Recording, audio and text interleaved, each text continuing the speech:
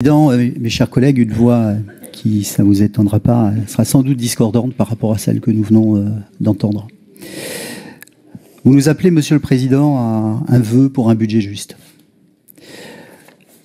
Même si nous considérons sur les bancs du groupe Gironde Avenir que, et d'ailleurs l'Association des départements de France ne dit pas autre chose, que l'État s'est sans doute défaussé sur les collectivités, les départements, mais pas seulement. Les régions en partie, le bloc communal a aussi pris sa part. Nous considérons aussi que la logique de dénonciation des politiques d'État systématique, qui vise à, on le comprend, singulariser positivement les politiques du Conseil départemental de la Gironde, ne sont sans doute pas, à l'heure où nous parlons, à la hauteur de ce débat que vous appelez pourtant de vos voeux avec l'État. Je note un changement d'ailleurs dans votre discours, assez sensible. Ce qui est posé à travers ce BP, qui est un BP de contraintes, espérons-le passagère, mais peut-être pas, j'aurai l'occasion de revenir sur cette question pendant le débat du BP lui-même, c'est au-delà de la capacité que nous avons parfois, ou en tout cas que la majorité a parfois développé dans cette enceinte à systématiquement dénoncer les politiques d'État, allant jusqu'à s'exposer aux sanctions du pacte de Cahors, nous nous en souvenons, pour 31 millions d'euros.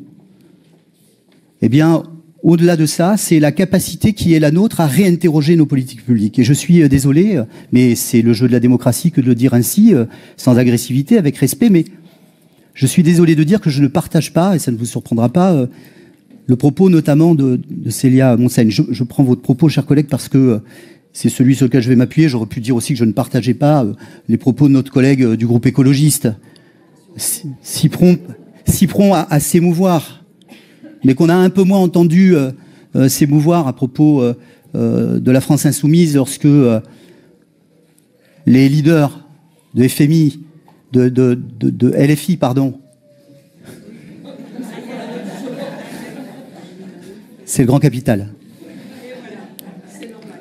Quand les leaders de LFI considéraient que le mouvement du Hamas était un mouvement de résistance, chère madame, mais vous avez sans doute... bah oui, vous avez sans doute... Bah oui.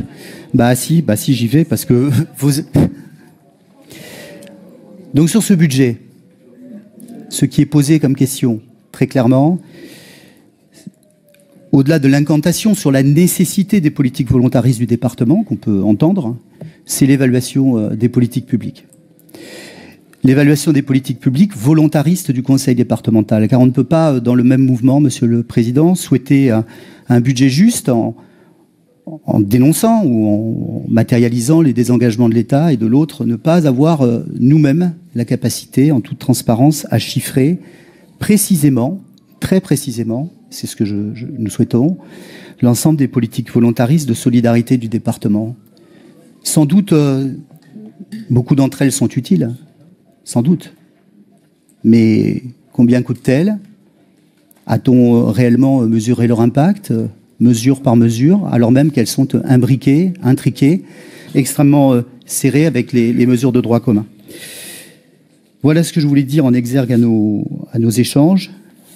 Et puis, dans cette période où nous sommes aussi, trouver peut-être paradoxal que, alors même que nous sommes sur une logique qui nous amène à garantir le droit commun, nous ayons encore des mesures proposées par le groupe majoritaire, revenu universel, revenu pour les agriculteurs. Moi, je n'ai pas entendu un seul agriculteur, et pourtant je suis allé au contact comme vous, qui demande un revenu, ils demandent juste à vivre correctement de leur travail.